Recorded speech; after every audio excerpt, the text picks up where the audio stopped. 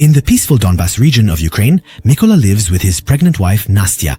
Both of them are known as the region's first ecological settlers. Nastya is an artist who loves painting and wood carving. She even carves a wooden angel figure for Mykola. This small statue serves as a protective talisman for him. Mykola, with his knowledge of mathematics, physics, and ecology, teaches at the local school. He commutes to school every day by bicycle. There is a symbol of peace in front of their house, the claw of a white raven. This represents an ancient legend. A raven who takes pity on people brings them food and clean water. But in doing so, it loses its feathers. Since they don't have any electronic devices at home, they can't get news from the outside world. Mykola can only find out what's happening in the world when he goes to work by watching television for a short time during recess. This is how he learns about the protesters killed in the capital and the possibility of Russia invading the country. During class, one of the students, Ivan, he constantly bothers his teacher because he finds him strange and foreign. He wants to get him expelled from school. But Mykola never gets angry because he believes in peace and sees it as his duty to guide young minds in the right direction. One morning, on his way to work, Mykola notices soldiers standing by the roadside, but he doesn't pay any attention. However, when he arrives at school, he is shocked by what he sees. The school is completely empty. He learns the truth from the television. Russia has invaded Ukraine. Remembering the soldiers he saw that morning, he runs home in great anxiety. But it's too late. The Russian soldiers are already there. They beat his wife Nastya, and when Mykola tries to protect her, he is caught as well. After the soldiers are sure that they are not spies, they set the house on fire. Just as they are leaving, Nastya throws a stone at them. In response, the Russians shoot her without hesitation and kill the young woman. Devastated, Mykola clings to his wife's lifeless body as he looks at his house burning in flames. Hours later, 2 Ukrainian militiamen find Mykola. When they realize he is an innocent civilian, they help him dig a grave for Nastya. Afterwards, they take him to their superiors. Before setting out, Mykola takes the wooden angel, a memento of Nastya, with him. When they arrive at the base, the high-ranking soldiers do not welcome this stranger. They suspect he might be a spy. However, Mykola immediately proves himself. He says he wants to be part of the army and drive the Russians out of the country. Upon this, they put him through a rigorous training process. His body must be pushed to its limits, and he must learn to use weapons. Yet these are things he has never done before, being someone who has always advocated peace. Disassembling and assembling weapons is especially difficult for Mykola. Because of this, he becomes the subject of ridicule among his superiors, and when he reveals that he has chosen Raven as his codename, the mockery intensifies even more. But Mykola Yilmaz trains late into the night, always keeping his wooden angel by his side. In this way, his true purpose?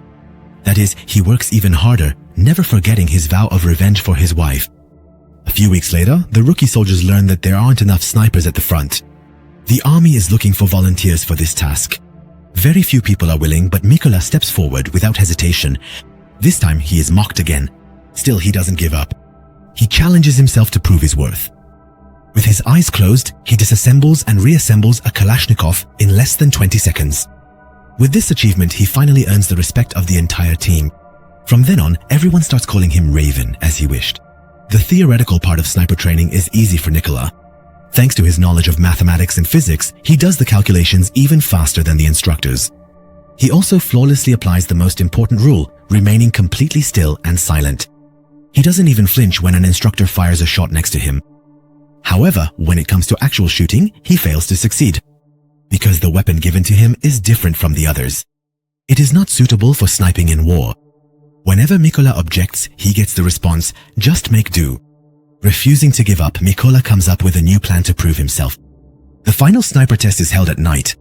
The instructor fires a flare to briefly illuminate the targets, and the soldiers are expected to shoot immediately. But Mykola doesn't fire immediately. He uses the light to calculate the distance.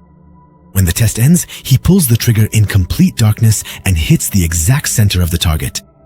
He is the only one to achieve this. Thanks to this extraordinary achievement, he graduates with the highest score and is assigned to an elite unit. His first mission is to reclaim an important checkpoint captured by the Russians. Mykola and the other snipers infiltrate the area without being detected.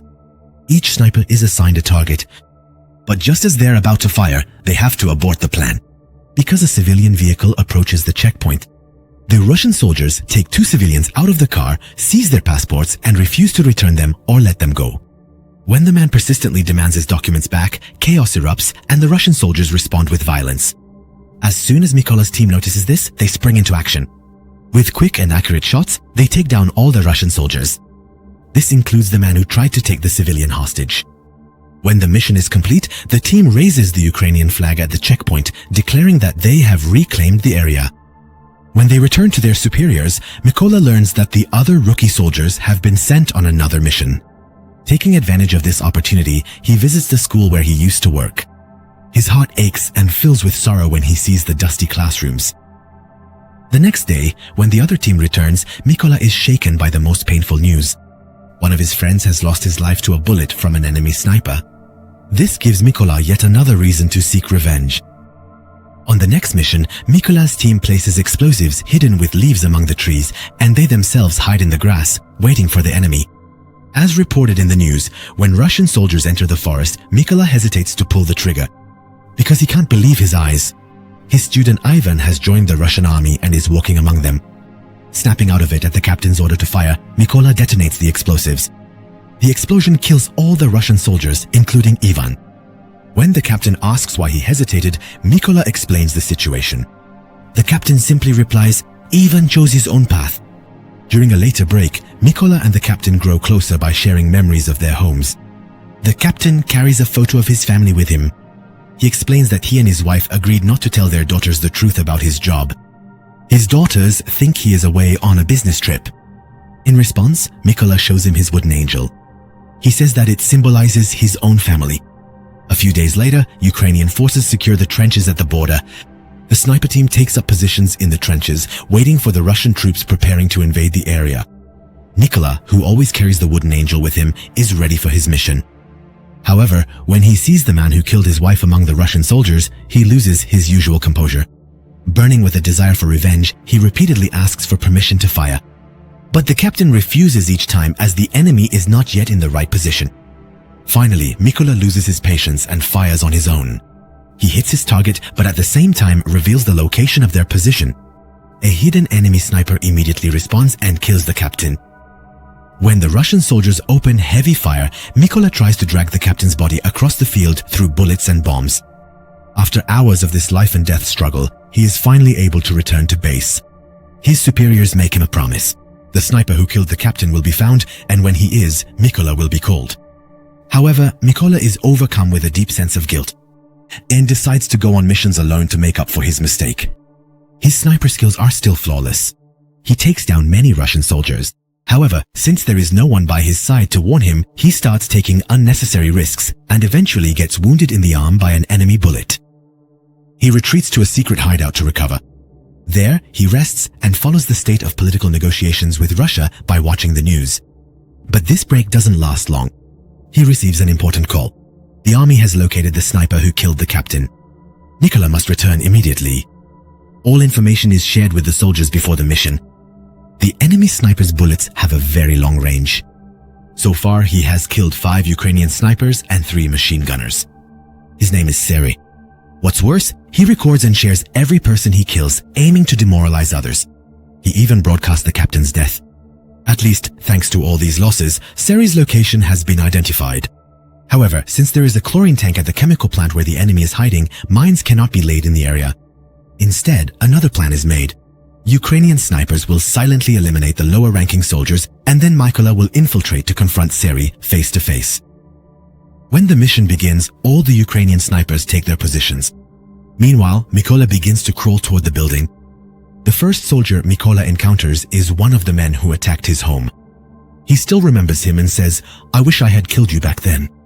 As for Mykola, with a single quick and precise shot, he takes him down.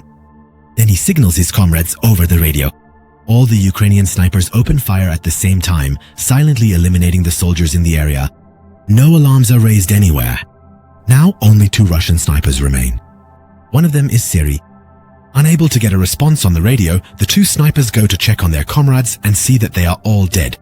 Meanwhile, Mykola advances deeper into the building without being noticed. Seri, on the other hand, calls for backup and sends the other soldier to keep watch. He then returns to his position but finds a small wooden angel in front of him. At that moment, Mykola appears, jumps on him, and kills Seri with a knife. The other Russian soldier falls victim to a prepared hand grenade. The backup unit called by Siri arrives in the area shortly after. Mykola uses Siri's radio to address the newly arrived soldiers. "You will pay for what you have done." As soon as the Russian truck parks, the Ukrainian soldiers open fire and eliminate all the enemies within seconds. Now Mykola has avenged his wife, his friend, and his captain. After this, he returns home to take a short break.